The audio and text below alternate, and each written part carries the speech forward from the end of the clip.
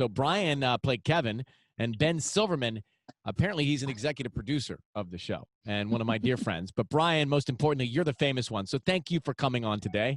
Oh, thank you. And thank you for dismissing Ben Silverman, most of all. It's with great pleasure and pride. Yes. I take all of that, and I appreciate it so much to be dismissed this right now. No, listen. You've got Hollywood, right? You've got Hollywood here, like in front of the camera, and I'm stranger. Mr. Hollywood. I'm Mr. Hollywood. I'm looking at you now. You're all Hollywooded up right now, and then I've got Ben Silverman, who's behind the camera, right? Ben is my friend and has been for many, many years. He's the one friend that always gets hurt when we travel together. So no matter where we go or what we do, I have to cancel what we've organized because he always has the doctor coming to the hotel. Yeah, from the first time I met him, I feel like I carried him from a cab up into his bed in New York City because he twisted an ankle or rolled a knee or whatever. I'm not as strong as you guys. I'm not. The behind-the-scenes guys do all the heavy lifting. I mean, that's just how it works. Didn't you just hurt yourself on a bike? Yes, I thought my COVID gift would be to buy a mountain bike, so I had a way to express myself, follow the rules, be socially distanced, go out in the mountains. Yeah. First day I got the bike, I fell over the front of the handlebars. Yeah, next time you express yourself, try pottery. I think it's a little less threatening. So, Brian, tell me what you guys are up to. You got a new podcast, The Oral History of The Office, huh? Yes, Ryan. It is so crazy. I was talking to Rainn Wilson a couple of years ago, and I was like, dude, it feels like The Office is like almost as big as it is now as it was when we were like the number one show on NBC. And he was like, no, it's bigger. Like the show, as we got into it, 82 million minutes streamed in 2018. Billion with a B minutes streamed in 2018. It's by any metric now the most watched show in television, and we haven't shot a scene in 7 years. The first day of the pandemic, like March 15th, that's Sunday, which was like the universal first day of lockdown, 250 million minutes were streamed on Netflix in that one day alone. And so I talked to Ben and I said, I wanted to look at the question why.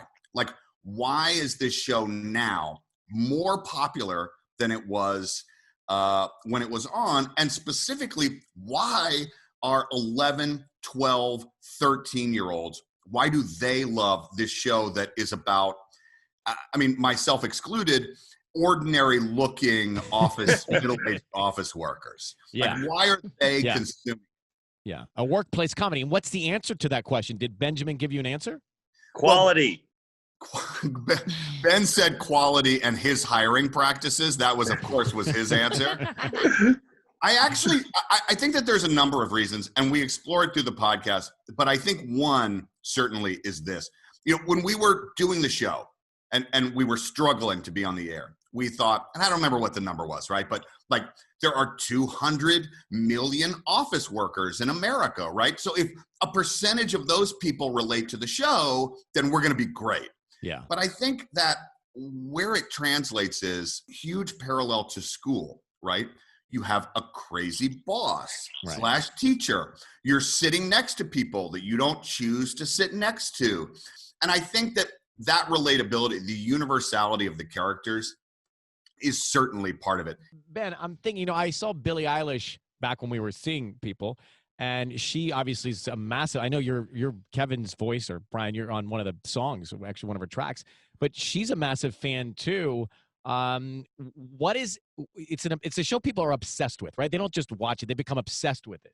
Ben, why do people become obsessed with The Office? Well, I really think it is genuinely funny, and so much of the laugh track driven comedy that predated it wasn't that funny. It almost had to direct you to laugh with the kind of fake audience laughter. So for example, what show that was on the air was just not funny? Well, I'm not going to comment, and can I say my relationship, but there was a lot of not funny, and I think we know it, and we know it. I want to know. You know it when you smell it, and it stunk. But with The Office, truly, it was genuinely funny. And the comedic talents of everybody involved, writers, actors, directors, was extraordinary. And it felt real. There was no laugh track. It was done like a documentary. It was cast as the anti-Baywatch. Like, the other shows on at the time were like, we're like filled with the most beautiful people who didn't exist in the real world. Yeah. And I think people connected in a real world way with the show. And it also was a soap. So part of its enduring popularity is the love affairs, the romances, and the friendships played out across episodes at a time when most of those shows were totally closed-ended. And so it really gave an audience time to get to know and discover and fall in love with the characters and their journeys, while genuinely laughing as Michael Scott stuck his foot in a Foreman grill. Right. And I would just, also add, and no one wanted it. At the time, we were pals back then. I was like hoping the show would get watched and picked up and fighting for it. And the dirty little secret was we only had one buyer at the end, and it was NBC. So check this out. It's an oral history of The Office. It's available on iHeartRadio. And Brian, before we go, which show was most unfunny? Okay, I was hoping you were going to come back to it. Law and Order. Law and Order is not funny. No, I'm not going to say that. Go to YouTube. This is amazing. Someone is a genius. Go to YouTube and Google, name a show, and write no laugh track. And on YouTube. And if you go in, they'll show a clip of certain shows without a laugh track, and it is painful. It is painfully. You're like, why is there this gigantic pause when nothing funny has been said? Because they dropped the track in. Oh, yeah. All right. Well, that gives me something to do during the second phase lockdown. Oh, it's crazy. Hey, Brian Baumgartner, Ben Silverman from The Office. Thank you both very much. Appreciate it. You take care. Thanks, okay? Ryan. Good to see you. Much love. Ben, tell Meyer I said hi, your little boy. I will, buddy. Georgia wants to play with Meyer soon. Oh, my God. He's talking about him all the time. He loves your dog. But your full name, I just want you to know, in our house, you're not Ryan. You're Ryan Seacrest. Thank you very much. See you guys.